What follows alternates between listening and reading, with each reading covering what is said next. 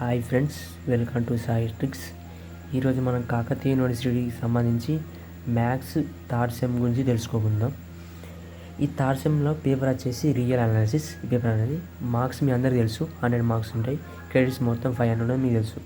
అయితే ప్రతి సెమ్లో 4 యూనిట్స్ ఉంటాయి. మనకి ఇట్లా తెలుసు, ప్రతి సెమ్లో 4 యూనిట్స్ ఉంటాయి.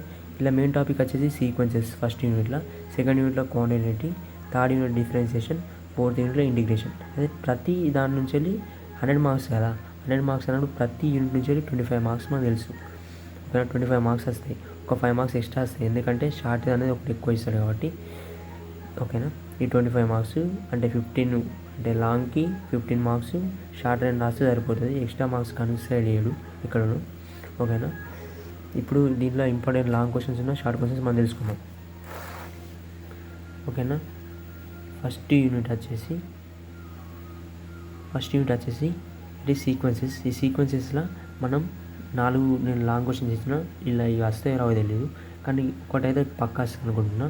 ఫస్ట్ మోనోటానిక్ కన్వర్జెన్స్ సీక్వెన్స్, రెండోది కాచి కన్వర్జెన్స్ సీక్వెన్స్, ఇంకోటి మూడోది బోల్డనో వెస్లర్స్ థీరం, ఈ ఫోర్త్ షో దట్. ఇది ఈ ప్రతి సెమ్లో ఈ ఏంటిదంటే ప్రీవియస్ ఇయర్ కానీ మాది కానీ నేను ప్రీవియస్ ఇయర్ పేపర్స్ అన్నీ చూశాను. అందులో కంపల్సరీ ఈ 2 క్వశ్చన్స్ నుంచి ఏదైనా ఒకటి ప్రతిసారి అడుగుతుండు. ఒకవేళ ఈ 2 మిస్ అయితే ఇది అడిగే ఛాన్స్ ఉందని నేను అనుకుంటున్నా. ఇక లేకపోతే ఈ క్వశ్చన్ ఒకసారి అడిగిండు, ఒకటో 2 సార్లు అడిగిండు. ఈ క్వశ్చన్ లేకపోతే అడుగుతున్నాను నేను అనుకుంటున్నా. ఈ 4 నుంచి ఏదైనా ఒకటి వస్తుందని నేను అనుకుంటున్నా. ఈ మీరు చూడండి. నెక్స్ట్ యూనిట్ 2లో ఇంటర్మీడియట్ వాల్యూ థీరం. అయితే మీ అందరూ తెలుసు, ఏంటి తెలుసు అంటే షార్ట్ క్వశ్చన్స్ 12 ఉంటాయని మీ అందరూ తెలుసు. సెక్షన్ ఏలో, సెక్షన్ బిలో 13, అంటే ఈ 12 తర్వాత ఏంటి 13 కదా. ఈ 13th క్వశ్చన్ అనేది యూనిట్ 1కి సంబంధించింది, 14th క్వశ్చన్ అనేది యూనిట్ 2కి సంబంధించింది. అయితే 14th క్వశ్చన్ వేసి ఏఆర్బిలో మనకు ఇంటర్మీడియట్ వాల్యూ థీరం అంటే మనం సెకండ్ యూనిట్లో అది రాయాలి, గుర్తుపెట్టు. ఎందుకు చెప్తున్నా అంటే థర్డ్ యూనిట్లో కూడా ఇంటర్మీడియట్ వాల్యూ థీరం ఉంది. ఇది అడిగి రాయమంటే గిట్ట ఇది రాయాలి. ఒకవేళ 15th క్వశ్చన్లో ఏఆర్బిలో ఇచ్చిందంటే ఇది రాయాలి. కానీ next problem, let F find G be real valued function then are continuous at X naught is belongs to R. దెన్ ఇది ఈ క్వశ్చన్ అడిగే ఛాన్స్ ఉందని నేను అనుకుంటున్నాను. నెక్స్ట్ థర్డ్ యూనిట్కి వచ్చేసి ఇలా 3 థీరాలు ఉన్నాయి. ఇది మన థీరం పాటే. రోల్స్ థీరం అని అడగచ్చు, మీన్ వాల్యూ థీరం అని అడగచ్చు, ఇంటర్మీడియట్ వాల్యూ థీరం అడగచ్చు. నాకు తెలిసి రోల్స్ థీరం అనేది షార్ట్కి అడిగిన అడుగుతాడు. ఒకళ్ళు అడిగితే లాంగ్కి ఇదని అడగచ్చు, ఇదని అడగచ్చు. కానీ మా ప్రీవియస్ ఇయర్ ప్రకారం రోల్స్ థీరం మాకు అడిగిండు.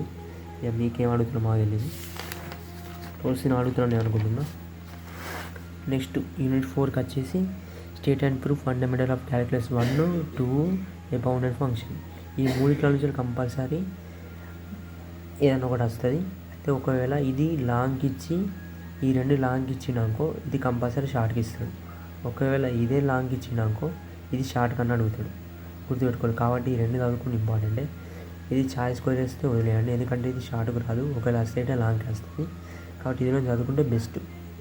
నెక్స్ట్ మనం షార్ట్ క్వశ్చన్ తీసుకుందాం యూనిట్ వైజ్గా.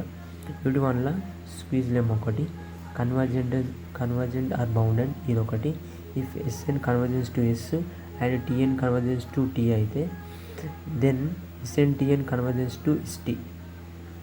ఇది ఇంపార్టెంటే. ఇలాంటి క్వశ్చన్స్ ఏమంటే lim n tends to infinity 1/np = 0 for p greater than 0. ఇలాంటి క్వశ్చన్స్ అడిగే ఛాన్స్ ఉన్నది. Next root test, ratio test, ఇలా ఏదైనా ఒకటి అడుగుతున్నాను నేను అనుకుంటున్నా. నెక్స్ట్ యూనిట్ 2 డిస్కస్ చేద్దాం. f of x is equals to 2x² + 1 for x is belongs to R. Then prove that if f is continuous by definition by theorem.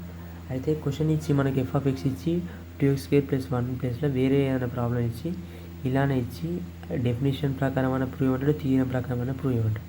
నేను 2 రాసినాను, ఎందుకంటే చెప్పాలా. ఈ క్వశ్చన్ బై డెఫినేషన్ అని ప్రూవ్ చేయమంటాడు, లేకపోతే theorem ప్రకారం prove చేయమంటాడు. అది ఎలా చేయాలో మీ సార్ చెప్తారు. డెఫినేషన్ అంటే ఏదైనా ఒకటి అడుగుతాడు, డెఫినేషన్ ప్రకారం అన్నా థియరం ప్రకారం అన్నా, దాన్ని బట్టి మనం చేయాలి. Next f of x = x² sin 1/x for x not belongs to 0. ఇంకో f of 0 = 0 ఫర్ x = 0. ఇంకో ఇలానే ఇస్తాడు. Then show that f is continuous at x naught equals to 0. ఇంకో ఇది ఇస్తే మన డెఫినేషన్ ప్రకారం అన్న థియరం ప్రకారం అన్న వేసి దీన్ని సాల్వ్ చేయాలి. ఇలాంటి క్వశ్చన్స్ మళ్ళీ ఇస్తాడు. నెక్స్ట్ ఇది అలాంటిది. ఇక్కడ కంటిన్యూస్ అన్న F is continuous at X not equals to 0 అన్న కదా. ఇక్కడేమైనా ఇచ్చింది చెప్పాలా అంటే ఇది వేరే థీరం, ఇది వేరే ప్రాబ్లం ఇచ్చింది. కానీ F is discontinuous at X not equals to 0. అయితే మనకు ప్రాబ్లంలో కంటిన్యూస్ అయితే ఎలా వస్తుంది సొల్యూషన్, డిస్కంటిన్యూస్ అయితే ఎలా వస్తుంది అని మనకి ఇలా ఇస్తాడు. కాబట్టి కంటిన్యూస్ డిస్కంటిన్యూస్ ప్రాబ్లమ్స్లో చూసుకోండి.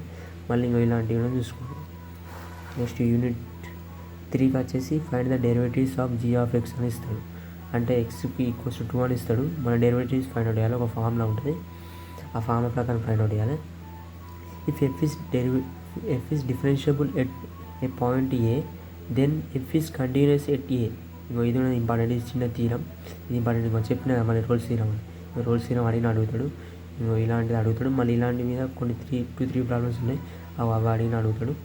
నెక్స్ట్ వచ్చేసి 4th యూనిట్లో కంపల్సరీ ప్రతి ఇయర్ వచ్చే ప్రాబ్లం. ఇంకో ఇది స్మాల్ ఇంపార్టెంట్ ప్రాబ్లం, ప్రతిసారి అడుగుతాడు. కాబట్టి ఇంక ఇది ఒకటి చూసుకోండి అంతే ఫ్రెండ్స్. ఒకవేళ నా వీడియో మీకు నచ్చినట్టయితే ఇట్లా లైక్, షేర్ అండ్ సబ్స్క్రైబ్ చేయండి. మరిన్ని మోర్ అప్డేట్స్ కోసం ఫాలో చేయండి సాయి టెక్స్ని.